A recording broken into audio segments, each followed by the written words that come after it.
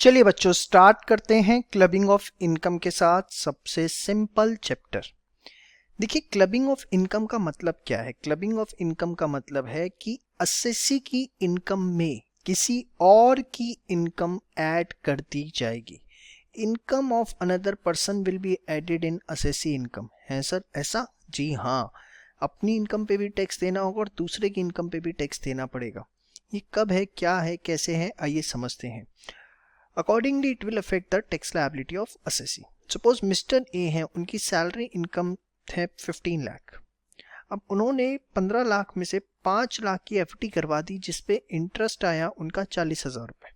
तो कायदे से ये इनकी इनकम सैलरी हेड में चार्जेबल है और 40,000 रुपये अदर सोर्सेज में। तो उनकी टोटल इनकम बनती है 15,40,000 रुपये। हाँ या ना? लेकिन मिस्टर ए ने बहुत ही अच्छा दिमाग लगाया।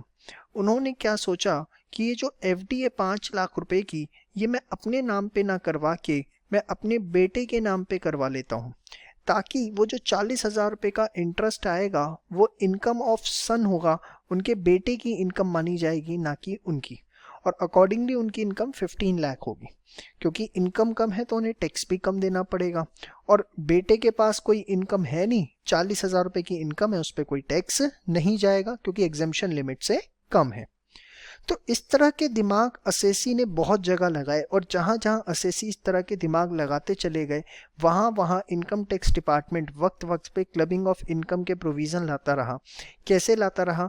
क्लबिंग ऑफ इनकम के प्रोविज़न में आप ये पढ़ेंगे, बाकायदा ये लिखा हुआ है कि अगर आप सपोज ये जो सन है वो माइनर है, तो अगर माइनर सन को कोई भी इनकम होती है, माइनर सन को कोई भी इनकम होती है तो वो पेरेंट की इनकम में क्लब कर दी जाएगी। मतलब यहाँ पर मिस्टर ए की इनकम जो है वो 15,40,000 रुपये ही मानी जाएगी। चाहे उन्होंने दिमाग अपना बहुत अच्छा लगाया, लेकिन इनकम टैक्स में स्पेसिफिक प्रोविजन डाल दिए गए क्लबिंग के कि अगर माइनर सन को कोई भी इनकम होगी तो हम आपकी इनकम मान लेंगे। समझ में आई बात? तो आइए देखते हैं क्लबिंग के प्रोविजन कहाँ हैं, क्या है, कैसे हैं, किस तरीके से है। ई बुक आप लोगों के पास है बेटा, उसको एक बार जो है आप प्रिंट आउट ले लीजिए, वो आपके लिए बहुत इंपॉर्टेंट है। बहुत ही सिंपल चैप्टर है, चलिए शुरू करें। सबसे पहला प्रोविजन है सेक्शन 60 का, transfer of income without transfer of asset. ये क्या है? बड़े सिंपल से एग्जांपल से समझाता हूँ। सपोज मिस्टर जतिन है एक ट्रांसफरर, उनके पास कोई हाउस प्रॉपर्टी है। उन्होंने क्या किया, इस हाउस प्रॉपर्टी को किराए पे दिया, लेट आउट किया, और जो किराएदार था उसको ये बोला कि इसकी जो रेंट के आप चेक बनाओगे ना वो मेरे नाम पे मत बनाना, वो मेरी स्पाउस के नाम पे, मेरी बीवी के नाम पे बनाना। ठीक है, ये मिस्टर जतिन ने अपने किराएदार को बोल दिया। ठीक है, और वो क्या करने लग गए, मिस्टर जतिन की जो भी किराए की इनकम आती थी वो अपने वाइफ के नाम पे दिखाने लग गए कि ये तो मेरे वाइफ की इनकम है, ये मेरी इनकम नहीं है, क्योंकि किराएदार जो किराया है सीधे मेरी वाइफ को देता है। ठीक है, तो यहाँ पर क्लबिंग का क्या प्रोविजन ड्राफ्ट हुआ, उन्होंने बड़ा क्लियर कर दिया कि अगर, बड़े ध्यान से देखिएगा, if an individual transfers income without transferring asset, asset नहीं ट्रांसफर किया मिस्टर जतिन ने अपनी स्पाउस को, सिर्फ जो इनकम थी वो स्पाउस के नाम पे दिखानी शुरू कर दी। अगर इंडिविजुअल ट्रांसफर करता है income without transferring asset, then such income shall be taxable in the hands of transferor. चाहे चेक स्पाउस के नाम पे आ रहे हैं लेकिन वो इनकम जो है मिस्टर जतिन की ही मानी जाएगी। Example, transfer of rental income without transferring the house property. तो देखिए, rental income shall be taxable in the hands of mister Jatin. समझ में आई बात? इसके बाद है बेटा section 61, that is the revocable transfer of asset. अब यहां पर असेसी ने दिमाग लगाया, क्लबिंग के प्रोविजन आ गए सेक्शन 60। फिर असेसी ने और दिमाग लगाया। क्या दिमाग लगाया? सपोज मिस्टर ए है, मिस्टर ए ने क्या किया, अपनी पूरी की पूरी प्रॉपर्टी ही ट्रांसफर कर दी मिस्टर बी को। ठीक है, कोई भी मिस्टर बी उनके एम्प्लॉय हैं, कुछ भी है, उन्हीं के नाम पे जो है प्रॉपर्टी ट्रांसफर कर दी।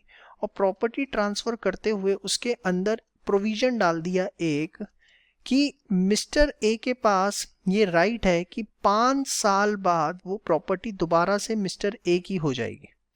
या प्रोविजन ये डाल दिया कि एनी टाइम मिस्टर ए जो है इस प्रॉपर्टी को वापस ले सकते हैं, या प्रोविजन डाल दिया कि ऑन डेथ ऑफ बी ये प्रॉपर्टी जो है वापस मिस्टर ए की हो जाएगी, कुछ भी इस तरह का प्रोविजन डाल दिया। मतलब प्रॉपर्टी ट्रांसफर तो करी, लेकिन एक तरह से इनडायरेक्टली जो है राइट अपने पास ही रखा, चाहे वो एक स्पेसिफिक टाइम के फॉर्म में रखा, चाहे एनी टाइम फॉर्म में रखा, या on the death of mister B रखा। तो आप ट्रांसफर तो कर रहे हो, लेकिन ये ट्रांसफर जो है वो रिवोकेबल ट्रांसफर कहलाएंगे।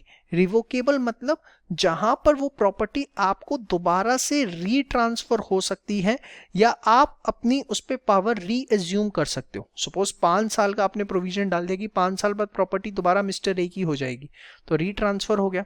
या एनी टाइम वो प्रॉपर्टी जो है मिस्टर ए वापस ले सकते हैं, तो रीअज्यूम कर सकते हैं अपनी पावर। या ऑन डेथ ऑफ बी वो प्रॉपर्टी मिस्टर ए की हो जाएगी, तो भी वो रीअज्यूम कर सकते हैं पावर।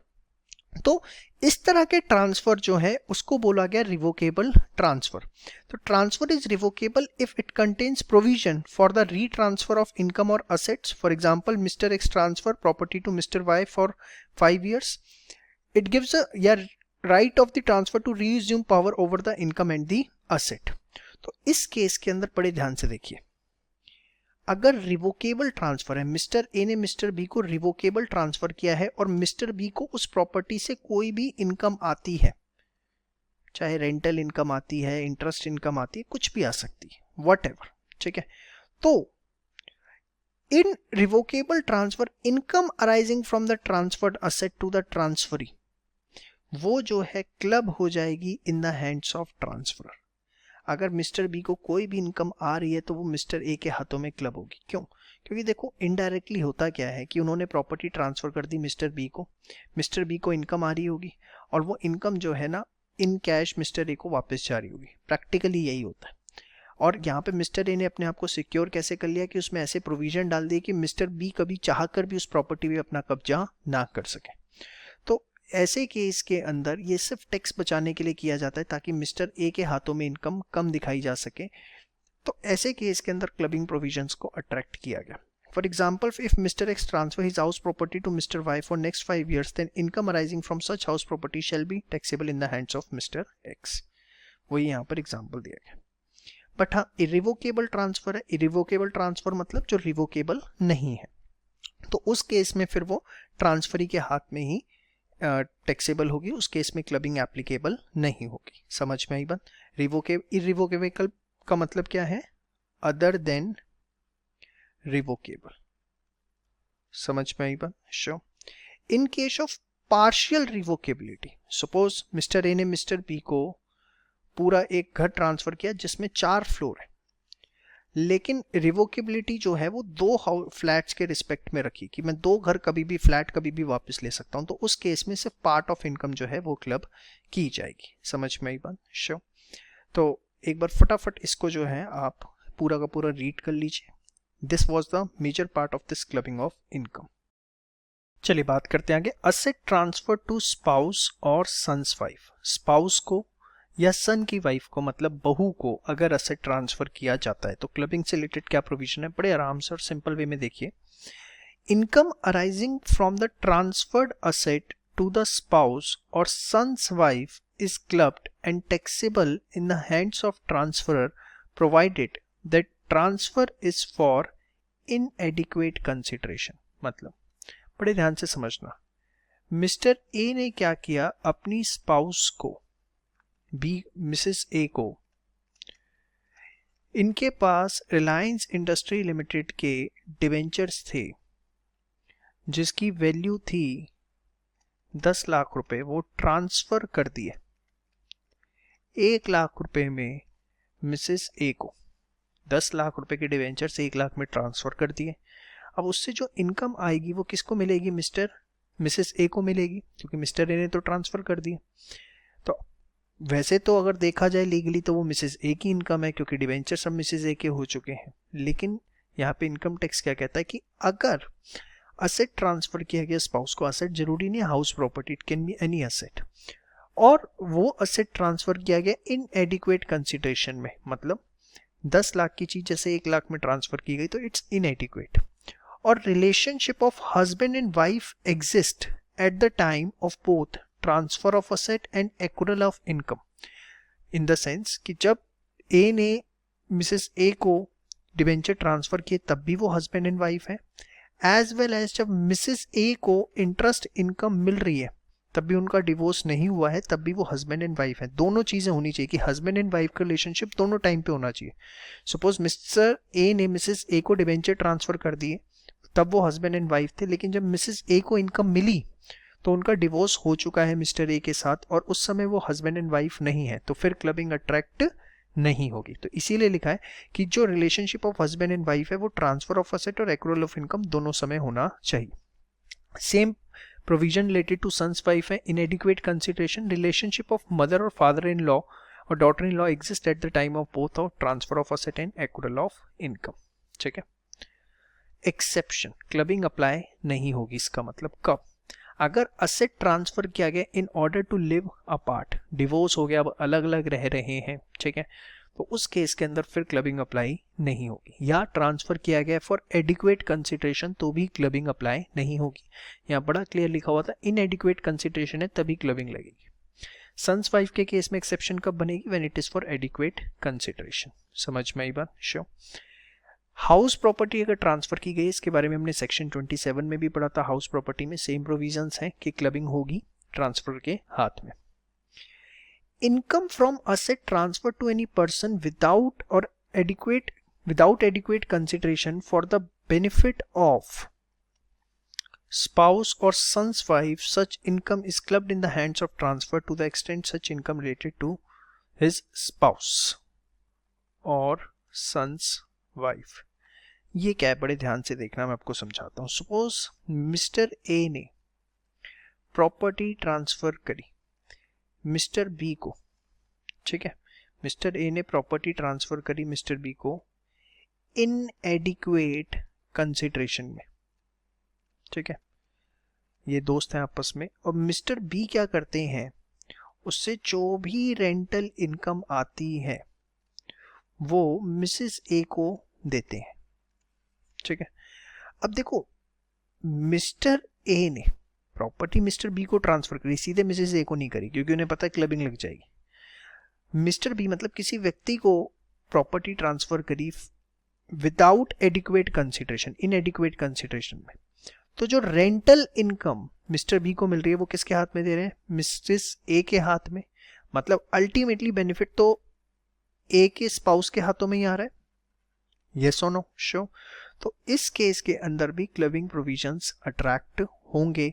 जो भी मिसेस ए को रेंटल इनकम आ रही है because of this transfer by mister A to mister B for inadequate consideration, तब भी यहाँ पर मिस्टर ए के हाथों में क्लबिंग होगी। इसको बोला जाता है इनडायरेक्ट ट्रांसफर, कि आप डायरेक्टली ना करके इनडायरेक्ट कर। मैं आपको कह रहा हूँ ना, असेसी दिमाग लगाता रहा और डिपार्टमेंट पीछे पीछे प्रोविजन बनाता रहा। आप देखने की कोशिश करें, पहले क्या था कि प्रॉपर्टी अपने नाम पे रखी, इनकम ट्रांसफर करवा दी, फिर रिवोकेबल ट्रांसफर बनाया असेसी ने, वहाँ पे प्रोविजन बना दिया। उसके बाद क्या किया कि ट्रांसफर इनएडिक्वेट कंसिडरेशन में करने लग गए, तो क्लबिंग के प्रोविजन अट्रैक्ट कर दिए।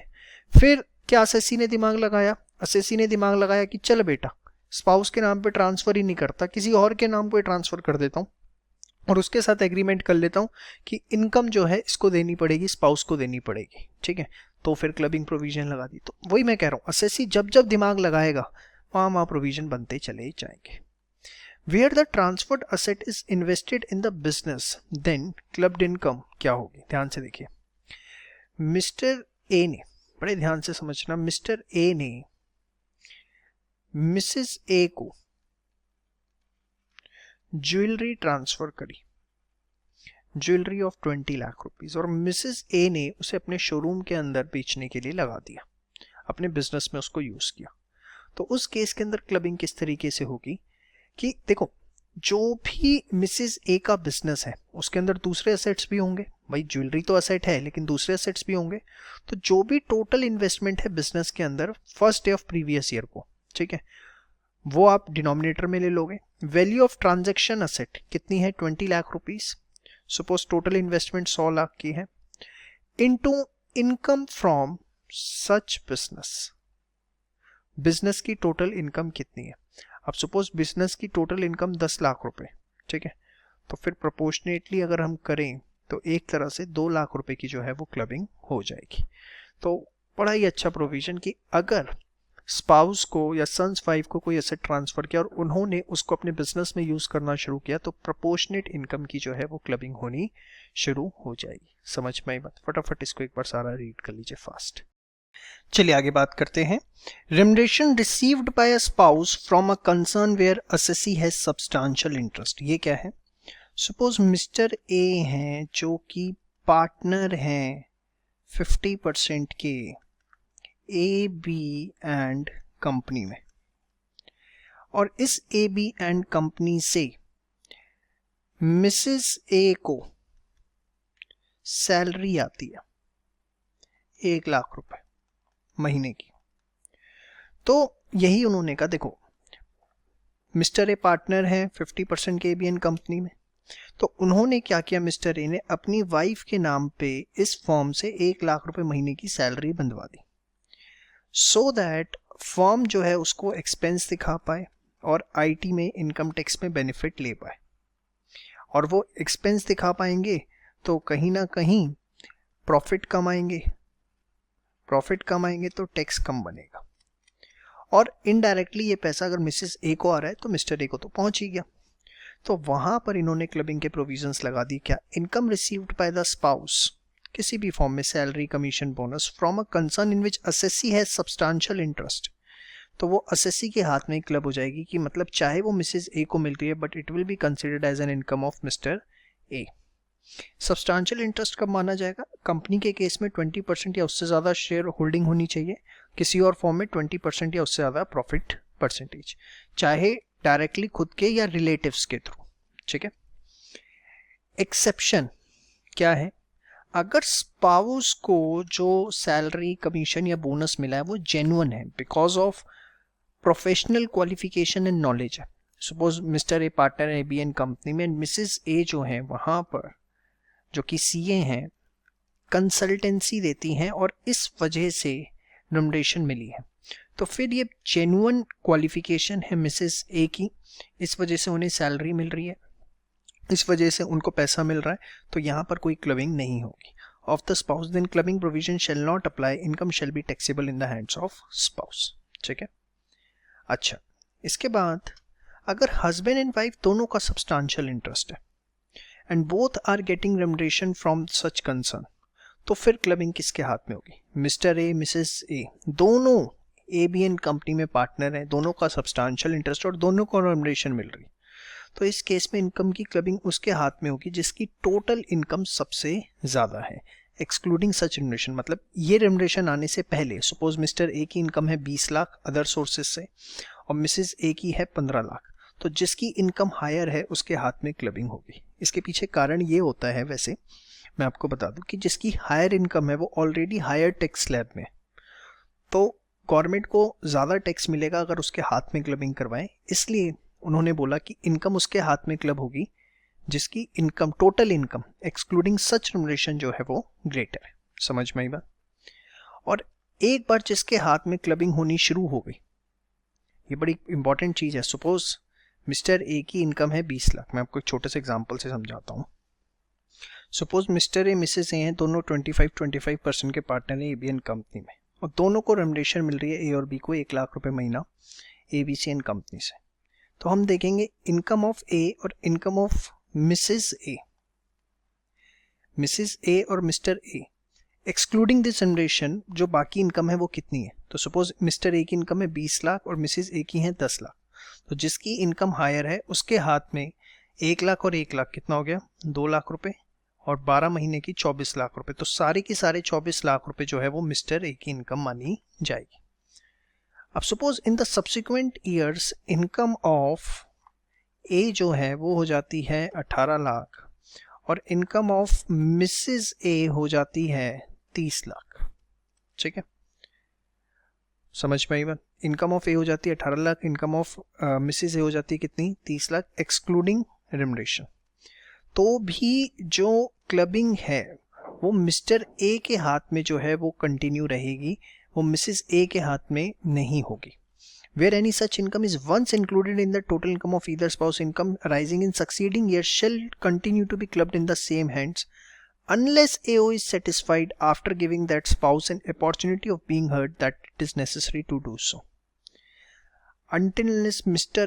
देखो वंस ये प्रोविजन जिस पे एप्लीकेबल हो गया उसी पे ये एप्लीकेबल रहेगा. हाँ जेन्युइन केस है, मिसेस ए चाहती हैं कि भाई नहीं मेरे हाथों में क्लबिंग हो, तो फिर उस केस के अंदर उन्हें एओ को नोटिस देना पड़ेगा, अदरवाइज वो मिस्टर ए के हाथों में क्लब होती रहेगी. ठीक है. इसके बाद नेक्स्ट आता है इनकम ऑफ माइनर चाइल्ड. तो देखिए जिसका मैंने स्टार्टिंग में आपको एग्जांपल दिया था, अगर माइनर चाइल्ड को कोई भी इनकम होती है तो उसे क्लब कर दिया जाता है पेरेंट्स के हाथों में. अब पेरेंट्स में भी किसके हाथों में, बेसिकली फादर के या मदर के. तो बेसिकली जिसकी इनकम हायर है उसके हाथों में क्लब कर दिया जाएगा. All income of minor child is taxable in the hands of parents whose total income excluding of minor income is higher. The marriage of parents does not subsist, the income is clubbed in the income of that parent who maintains the minor child in the relevant previous year. मतलब अगर husband and wife में divorce हो गया है father and mother में, तो फिर बच्चा जिसके साथ रहता है जो मेंटेन कर रहा है उसके हाथों में उसकी क्लबिंग होगी. समझ में आएगा. इसके बाद एक एग्जेम्पशन दी गई है 1500 रुपये पर एनम पर चाइल्ड की to the parent in respect of minors income clubbed with the parent. मतलब सपोज 15,000 रुपये की इनकम की क्लबिंग आई तो फिर 1500 रुपये की एग्जेम्पशन मिलेगी और 13,500 रुपये ही जो है वो क्लब होंगे. समझ में आएगा. जब चाइल्ड की बात करते हो step child, adopted child, minor married daughter सब इसके अंदर आते हैं. ठीक है. ये एग्जेम्पशन का जो सेक्शन है आपका, दिस इज बेसिकली 1032. ऐसा जरूरी नहीं है. इसके बाद माइनर की इनकम एक बार जिस पेरेंट के हाथ में क्लब होना शुरू हो गई वो दिन के हाथों में क्लब होती रहेगी unless AO is satisfied after giving that parent an opportunity of being heard. Suppose उस समय हस्बैंड एंड वाइफ का रिलेशनशिप एग्जिस्ट करता था और माइनर की जो इनकम थी वो हस्बैंड के हाथों में क्लब हो रही थी. बाद में डिवोर्स हो गया और वाइफ जो है चाइल्ड को मेंटेन कर रही है, तो कायदे से क्लबिंग किसके हाथों में होनी चाहिए, वाइफ के हाथों में. तो but as per the law वो हस्बैंड के हाथों में ही क्लब होती रहेगी. यहाँ पर हस्बैंड को जो है वो नोटिस देना पड़ेगा असेसिंग ऑफिसर को और उनको बोलना पड़ेगा कि अब जो है हमारे बीच में डिवोर्स हो चुका है, माइनर चाइल्ड वाइफ जो है मेंटेन कर रही है, तो उसकी इनकम वाइफ के हाथों में क्लब की जाए. और एओ को अगर जेन्युइन केस लगता है तो वो इसके लिए अलाउ कर सकता है. समझ में आई बात. उसके बाद हमारा नेक्स्ट आता है बेटे transfer of asset to Hindu undivided family. ये क्या है, सपोज एचयूएफ का कोई मेंबर अपनी खुद की प्रॉपर्टी जो है वो ट्रांसफर करता है एचयूएफ को, मतलब उसकी अपनी पर्सनल प्रॉपर्टी है और वो जॉइंट फैमिली के नाम पे, हिंदू अनडिवाइडेड फैमिली के नाम पे वो प्रॉपर्टी कर देता है विदाउट एडिक्वेट कंसिडरेशन. तो उस प्रॉपर्टी से कोई भी इनकम अगर एचयूएफ को आ रही है तो वो taxable in the hands of transferor ही होगी.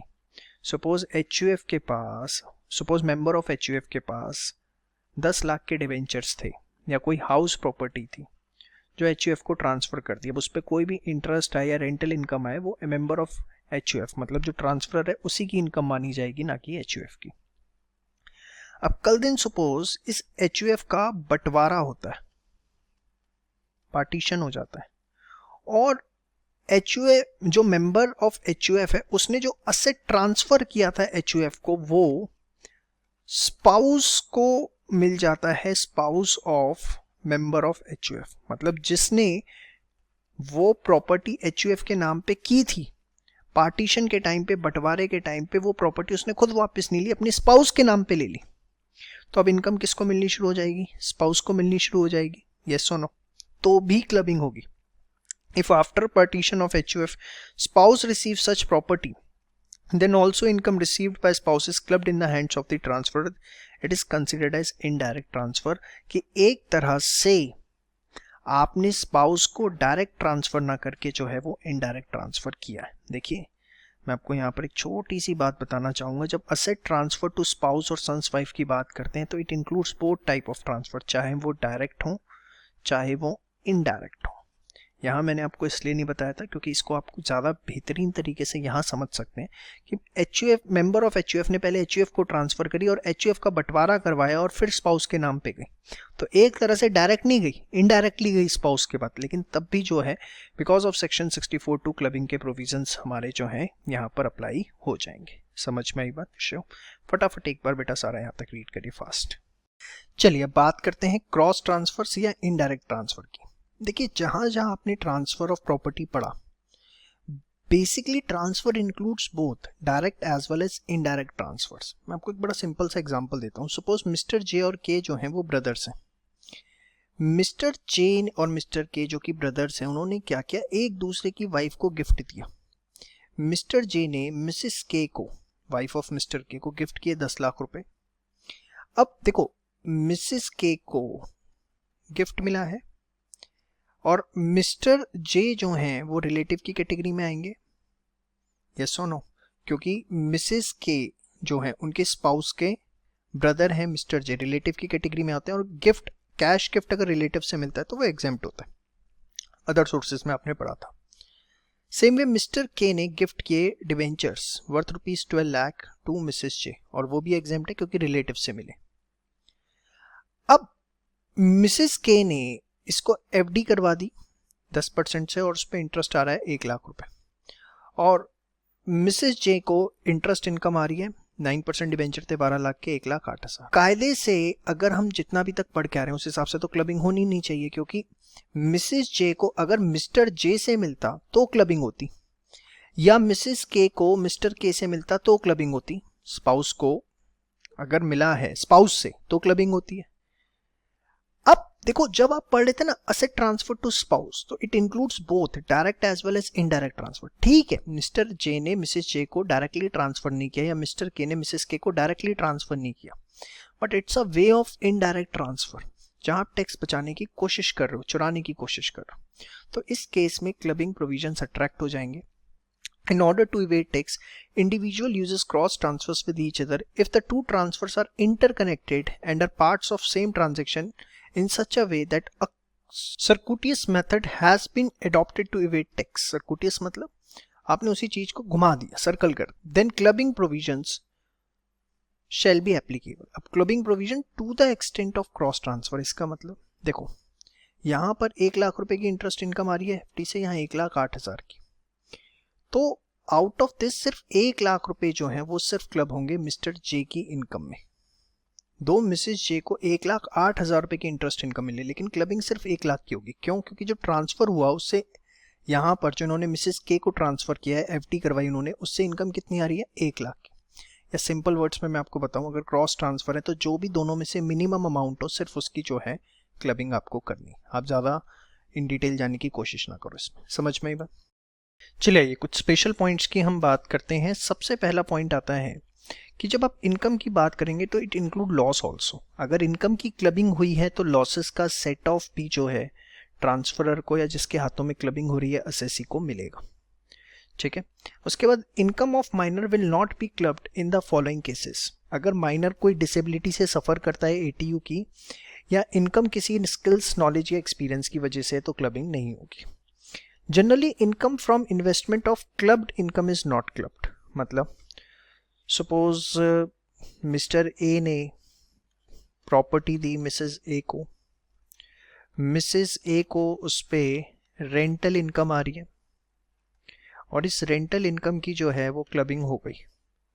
अब मिसेस ए ने इस रेंटल इनकम की FD करवा दी और उस पे उन्हें इंटरेस्ट मिल रहा है, तो इस इंटरेस्ट की कोई क्लबिंग नहीं होगी। ये जो है मिसेस ए की ही इनकम मानी जाएगी।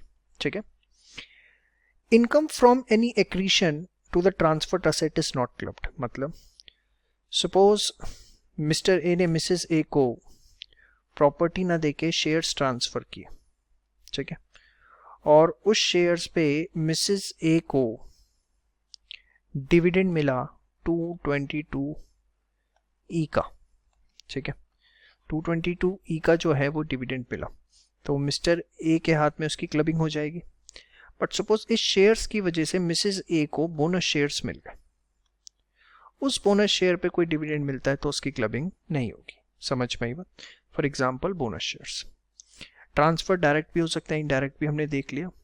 स्पाउस का मतलब मैरिटल रिलेशनशिप होगा, अगर कोई बीवी बनने वाली है या हस्बैंड बनने वाला है, वुड बी स्पाउस है, चाहे शादी फिक्स हो गई है तो भी उसे स्पाउस की कैटेगरी में नहीं रखा जाएगा जब तक उनके बीच में मैरिटल रिलेशनशिप एग्जिस्ट नहीं करता।